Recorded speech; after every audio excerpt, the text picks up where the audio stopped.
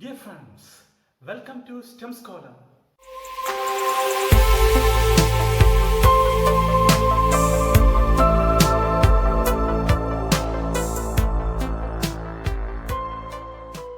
Have you ever soaked your legs in water? What you can observe once your legs are soaked in water? It appears bigger.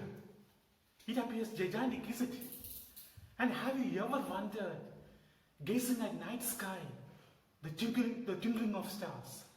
And what is the reason behind the twinkling of stars? Have you ever wondered the reasons behind these things? If you are thinking the reasons behind these things, we will come to a phenomenon. That phenomena is refraction. Let us study about refraction. What is refraction? It is a phenomena of light. What is happening to light when it comes from one medium to another? If the light is in the same medium, then there will be reflection. We know that there will be reflection. What will happen to light if it is coming from one medium to other medium? Let us take this example. This is the separation between two media. This is medium 2 and this is medium 1. And we are taking a light ray. We are taking a beam of light or a light ray. If this light ray is hitting on this interface between these two media, what will happen to it? We are drawing a normal here. It is seen that at the interface, at the point of incidence or at the interface, the light ray deviates its path. There will be some deviation in the light ray, in the path of the light ray. This is refraction. Refraction is the deviation in the path of the light ray when it is falling on a transparent medium. When it is falling on a transparent medium. So here, this is the incident ray and this is the refracted ray. So the refracted ray is also a transparent medium. So we are taking two media. This medium can be rarer medium, or this medium can be denser medium.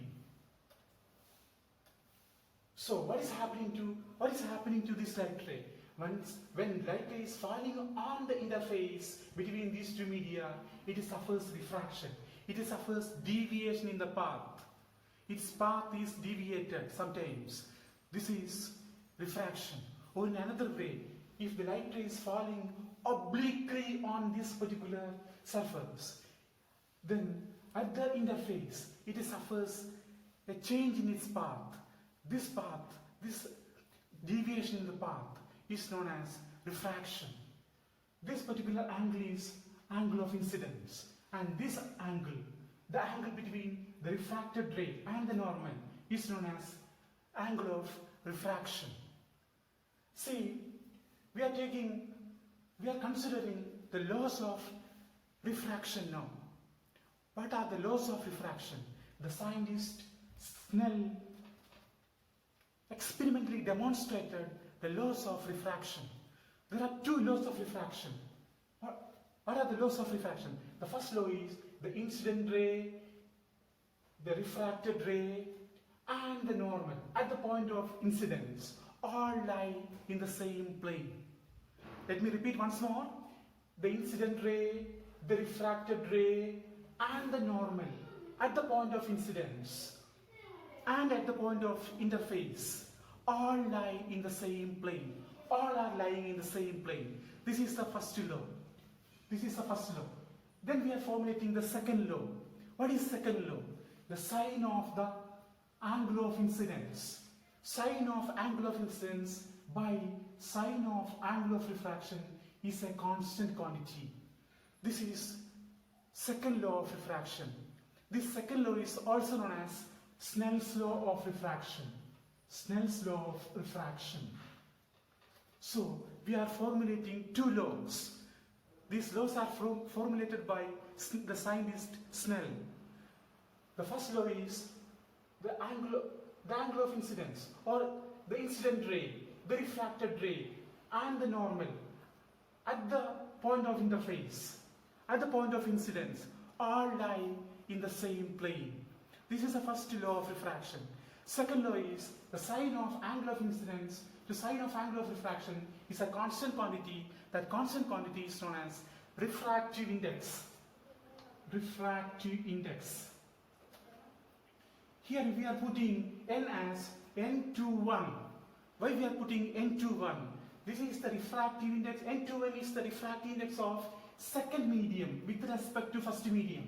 Here this is the second medium and this is the first medium. So N21 is the refractive index of this medium with respect to the first medium. So this is N21.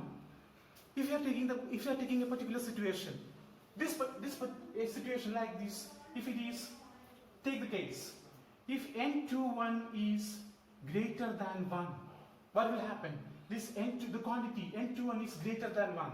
For making N21 greater than 1, we should, this I or this R quantity, the angle of refraction, should be less than angle of incidence. R should be less than I. Or if the situation, if R is less here, if the angle of refraction is less, what will happen? The ray will bend towards the normal. It is bending more towards the normal. So this is the first situation. If we are taking another situation, if N21 is less than 1, what will happen? If it will make less than 1, then R should be greater than I. R should be greater than I. So what will happen? If R is greater than I, this ray, this is the ray at the second medium, this is the refracted ray. Refracted ray is getting more freedom and it is moving away from the normal. It is moving away. So these are the two situations at which the refraction is occurring. And these are the two laws for refraction. And have you ever wondered what is the reason for refraction to occur? Why refraction occurs? The reason for refraction we are discussing. Take the case of a transparent glass slab. We are taking a transparent glass slab. An incident ray is falling on it, the glass slab. This is the normal. It suffers refraction. And this ray is coming out. This is the incident ray, this is the refracted ray, and this is the emergent ray. So three rays. And this is angle of refraction, and this is angle of incidence. And to our point, why this refraction occurs? Why the phenomenon known as refraction is occurring that we are discussing? If there was no refraction, what would have been the situation? This is the incident ray. If there was no refraction, what would have been the situation? It would have traveled like this. The ray would have traveled like this. This would be the direction of the ray. If there was no refraction. And for us, refraction is occurring. So the ray is traveling like this. You imagine these two lines, these two paths. This is path 1 and this is path 2. Which path is greater? It is sure this path is greater than this path. So we can say that the light ray is selecting shortcut path. This is shortcut path. Light ray is not at all interested to travel in a longer distance. It is taking a shortcut path. This is a shortcut path. So light ray takes shortcut path. So this is the reason for refraction.